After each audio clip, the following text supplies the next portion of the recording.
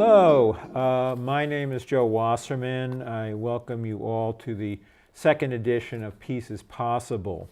In this program, we will give voice to those who are advocating for peace around the world and for a foreign policy that puts peace first. Many of these voices are not being heard in the mainstream corporate media. Peace is possible if the American people stand up as one and call for it. I have today a special guest, Wayne Coste, who has been a long-time peace advocate. We are both members of a statewide coalition called Connecticut Peace and Solidarity Coalition, which is in the process of organizing its third statewide peace conference, coming up November 10th, by the way, Saturday, November 10th at Middlesex Community College. We're going to be touching on that later. Wayne Coste is a licensed professional engineer with over 45 years of professional experience. He was awarded his Bachelor of Science degree in electrical engineering from the University of Connecticut in 1977. He has been involved with peace and justice movements for about 15 years. He got involved in 2003 during the run-up to the launch of the Iraq War, and since then has been an advocate for peace, opposed militarism, and for the last 10 years has worked on raising legitimate questions about how the 3 World Trade Center skyscrapers were destroyed on 9/11. For several years, he was the Congressional Outreach Team Leader for Architects and Engineers for 9/11 Truth. Locally, he is best known for his Iraq Memorial Wall that remembered those who died in Iraq and Afghanistan in the post-9/11 wars, which was part of a weekly vigil from 2004 until 2008. Most recently, he has been one of the co-conveners for the annual Hiroshima Remembrance event. Welcome, Wayne, again back to this program. Thank you, Joe. You're welcome. So this last week or two, the Trump administration has pulled out of what they call the INF treaty, the treaty that controls medium-range missiles. Could you explain to the audience what the implications of this are? Well, the implications are still evolving as to what's the outcome of the withdrawal. Actually, I'm not actually sure what the process is for actually finalizing the withdrawal. I don't know if it's just whether the Trump administration can actually step out of it all by itself. It's possible. I don't know what other steps need to be done. But the INF treaty was intended. It was what's one of the last surviving relics or pieces of the Reagan administration's nuclear arms controls that they had with Russia. Well, what it controlled was the intermediate range nuclear forces. It limited the types of launchers that could be used, where they could be used, where they could be placed, and some of the technology that would be used. It also, one of the key things about the INF treaty, as I understand it, is that it allowed on-site inspections. And I think I recall that Russia got inspected. There were 18 times in which the Russians could get inspected. And of course, the Russians could inspect some of our nuclear facilities too. But those things, once you pull out, won't be there anymore. So there won't be much more trust building and become much more adversarial. It's my understanding that the Russians were initially quite resistant, but John Bolton, when he was there, kind of explained some of the rationale, and the Russians are not as they're not as vehemently railing against the withdrawal as they might expect. The goal of withdrawing from the INF treaty, first of all, they were saying that the Russians were cheating, and of course the largest cheater was the United States. We had a number of technologies deployed in Europe and getting ever closer to the Russian Federation's borders. But the real goal, the real statements that the the United States has raised is that with the limitations, it limits their ability to deal with the Chinese, the Indians, the Pakistanis, and potentially the North Koreans, as well as potentially others. And so they are arguing that the treaty is too one-sided because it doesn't include all the parties. And I suspect that there's some merit to that. I also have heard that the Russians were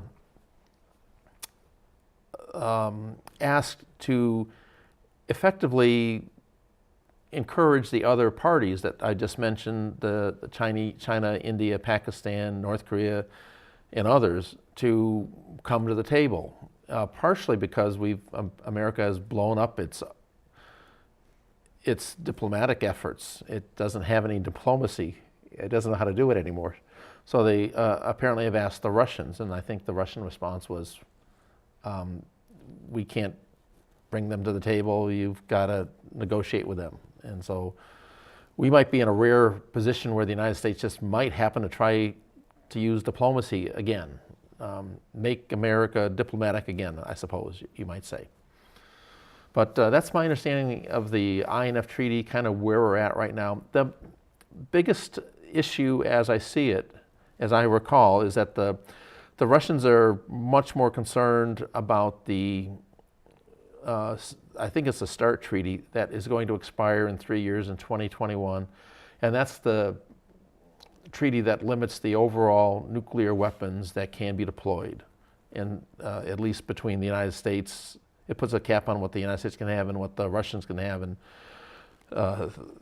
doesn't include the other parties, I believe. And so that's going to come up in 2021, and whether the United States walks away from that, it will be after the next election. Mm-hmm. So stay tuned, I guess, is what we have to say there.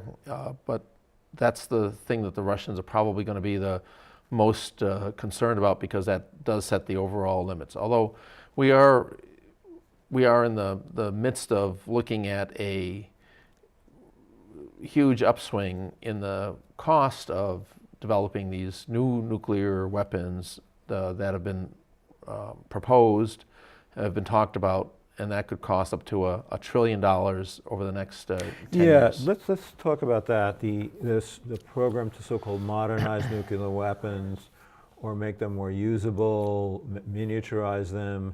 Because a lot of people are saying that one of the reasons why the Trump administration broke away from the INF Treaty was that they could move towards developing this new generation of nuclear weapons. Could you fill us in on that? Well, I haven't studied that particular issue very extensively, but there has been a lot of discussion in the last few years about developing nuclear capable long-range cruise missiles, similar to what we've been using for conventional weapons. Although the history of their use recently is against anti-aircraft technologies that are available. Even the old technologies that was used by the Syrians was able to destroy a lot of them. So developing a long-range nuclear standoff capability, which is a very long-range cruise missile, it probably has to be rethunk. But there's been a lot of effort at trying to develop this particular technology, and it was going to be in violation of the INF treaty. But these are very expensive proposals that are out there. The miniaturization, I'm not sure quite how, what the miniaturization is. Back in the 1950s, the United States had developed some, I believe, artillery that could fire a nuclear capable device. I think they called it a Davy Crockett or something like that. Mm-hmm. So it's not just the history of the nuclear weapons hasn't just been to go from a Hiroshima size 15,000 kiloton device to a megaton, million ton of TNT equivalent or bigger, it was also to make them smaller. And some of those technologies exist. It's just how reliable they are and how would they be deployed. And of course, the smaller they are, the harder they are to track and to verify, and that leads to a lot of potential hair trigger, shall we say, concerns. It destabilizes the whole arms situation between the U.S. and Russia, and there's been very little discussion about this with the American people. We had the question as to whether we should move forward with this modernization of nuclear weapons hasn't really been discussed with the American people. If people feel that it's more critical that we invest in our cities, our schools, in renewable energy rather than new forms of nuclear weapons, there is a resolution called the Hold the Line Act to oppose funding so-called usable nuclear weapons. We should be reducing nuclear weapons, many people say, not developing new forms of nuclear weapons. That could cost us $1 trillion over the next 30 years. So we'd ask people to contact our 2 U.S. senators and our congresspeople to support the Hold the Line Act to oppose funding for usable nuclear weapons. Now, getting on to something else, is the Trump administration targeting Iran? Well, first of all, the Trump administration seems to be targeting almost anybody, but militarily, they are in alignment with some of the other actors in the Middle East, especially Saudi Arabia, Israel, in opposing Iran, and so we've kind of jumped on that bandwagon. It may be that we're leading it, or Saudi Arabia is leading it, and we're following. It's unclear just which one of this triumvirate is really out to get Iran, but the problem with Iran is that they're a highly developed country. They're not one of the first tier countries, but they're highly developed. They survived a horrendous 10-year war with Iraq. We were on the side of Iraq, doing whatever we could to give the Iranians a military defeat. But the Iranians fought back and ultimately fought to a standstill. Our great former Secretary of State Henry Kissinger said, the only bad thing about the Iran-Iraq war is there can only be one loser. That's the way he put it. But in fact, we were very much on the side of Iraq against Iran at the time, because they actually have their own foreign policy initiatives, and they don't do what we kind of tell them to do, so they are a problem, a thorn in our sides.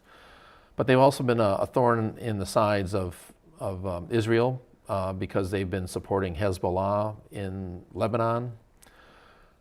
Hezbollah has been protecting Lebanon against Israel, and actually has actually fought Israel and defeated them in the past. I think 2006, Israel was defeated by what there was of Hezbollah at the time. And so Israel is really unhappy with Iran because of their support for that, and that reduces their ability to have overt control over what goes on in Lebanon. They're also unhappy with Iran because they've been supporting the Syrian government of Assad against the terrorists, the ISIS, yeah. Well, it's not. There's a whole bunch of other And there's organizations, jihadist most of groups, which most of which have been supported by Saudi Arabia, yeah. Qatar, UAE, and so there's a whole bunch of people, and so Israel's been unhappy about that, Iran supporting the resistance to all these people for which they have provided material support. So there's a lot of reasons why people like Israel is opposed to Iran. They're making it possible for there to be a resistance to hegemony in that area.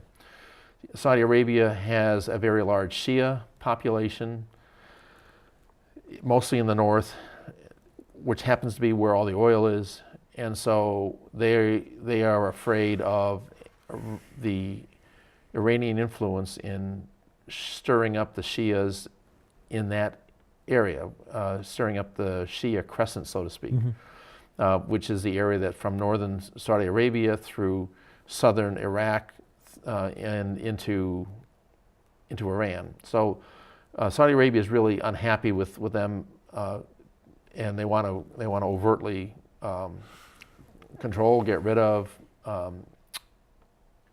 take out Iran. And so the United States has, for other purposes, has elected to side with this particular alliance against Iran, and we've pulled out of a treaty that was designed to prevent Iran from getting nuclear weapons, and Iran was under the most stringent nuclear inspection of any of the countries in the world. I always have to say that Israel, of course, doesn't get inspected not because they don't have nuclear facilities, but because they don't have, they're not a signatory to the Nuclear Non-Proliferation Treaty, which is the cornerstone for all of this. So there's so we've pulled out of the we've pulled out of the treaty with Iran, and we've been reimposing sanctions. Now, the Europeans aren't very happy about this simply because they've had a lot of business dealings. They were importing oil, so the sanctions have placed a lot of their companies in the position of losing a lot of money and influence in the area. And because of this, because of all these sanctions, the Iranians, we don't know exactly what kind of resistance that they're looking to impose pushback for this, but they're likely to be pushing back some. If there were to be a military conflict, we all know how well the United States has done in its military conflicts in the last 50 years. We haven't fared very well, even though we spend a huge amount of money on the military. We didn't do very well in Vietnam. In Iraq, we were able to wreak enormous devastation, but ultimately we are marginalized, if not effectively kicked out. In Afghanistan, we're still there after 17 years with no end in sight, and I believe we're now negotiating with the Taliban as, okay, so what do we do next? So it's an open-ended question what the United States would do if it goes beyond just warmongering, which is just creating uncertainty, and actually tries to pull off an attack. The Iranians have a lot of resources that they can use to basically shut down the Strait of Hormuz.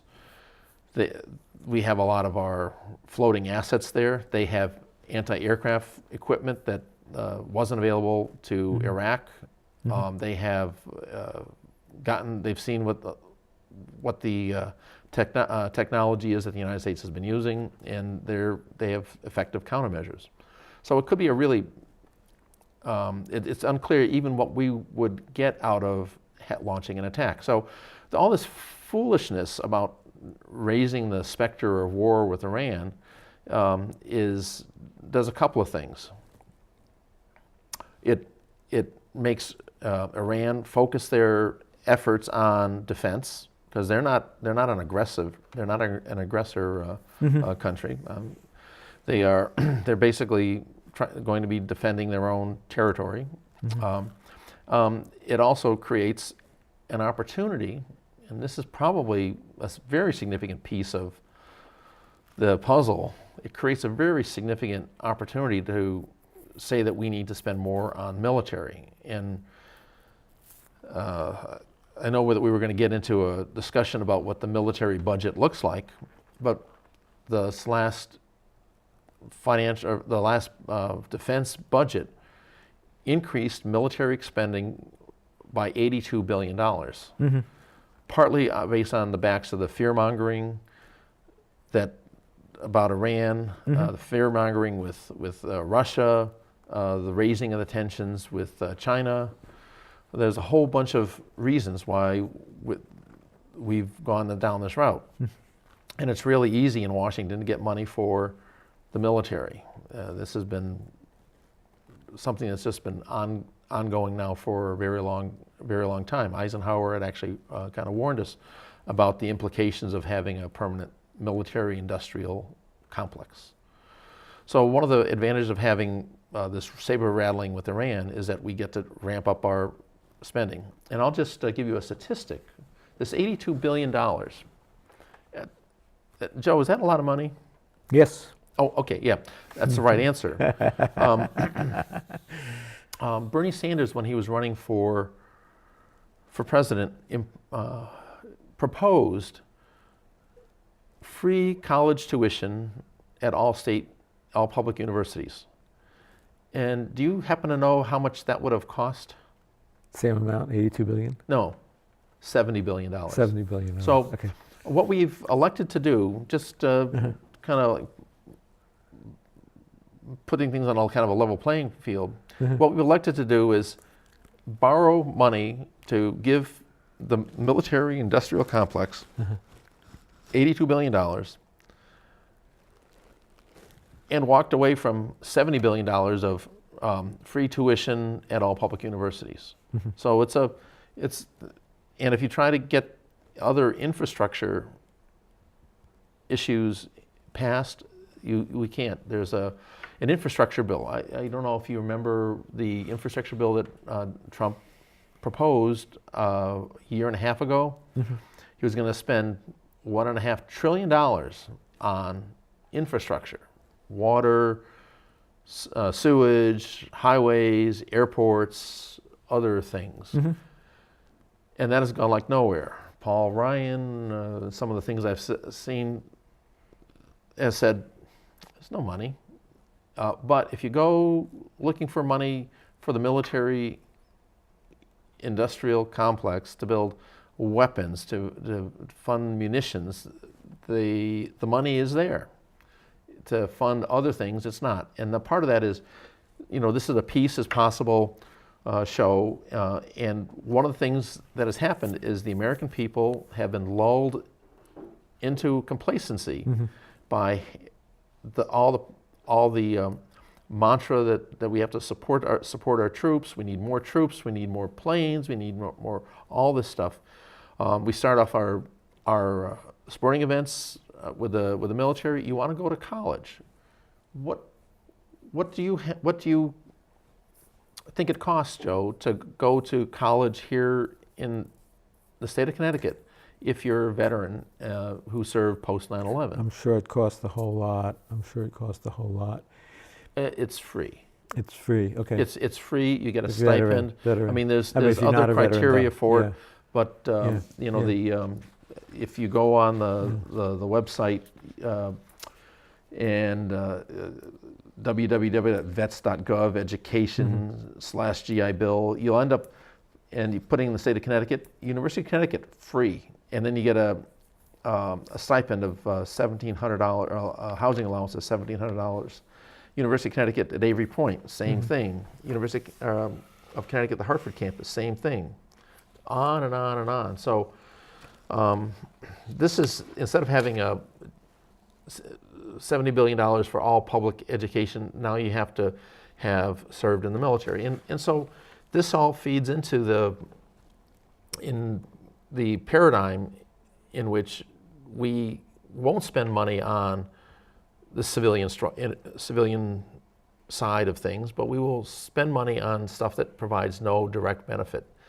And in fact, some of the estimates that I've seen for foreign bases, which are over $50 billion a year for our 883 foreign bases, plus there's another, I think, $100 billion of material that goes there. That's not quite the same as spending over there. But that's all money that, if it had been spent in the United States, people would then go on and go to McDonald's, hire somebody else to make the hamburgers. So there's a multiplier effect if you were to spend it here in the United States. But if you take that money and you spend it over in Germany, or you spend it in Qatar,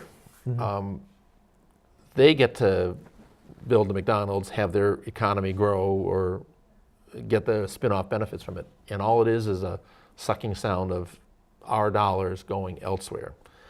And it's not to make the world a better place, at least not in my opinion, because peace is possible, but if the only tool in your toolbox is a nuclear weapon or other weapons, your skill set at building a better world without it is greatly diminished.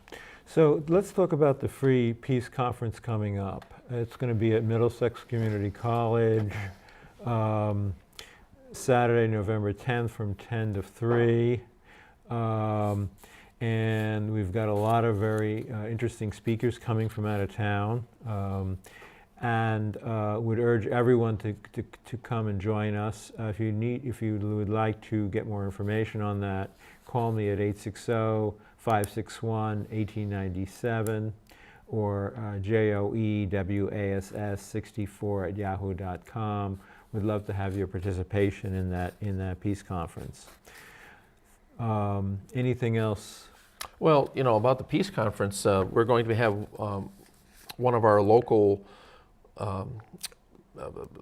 radio hosts, Mike DeRosa, is going to be the keynote speaker. We're going to have Maurice Carney, who's going to talk about from Friends of the Congo. He's going to talk about the militarization that's ongoing in Africa. He's going to focus, of course, on the Congo.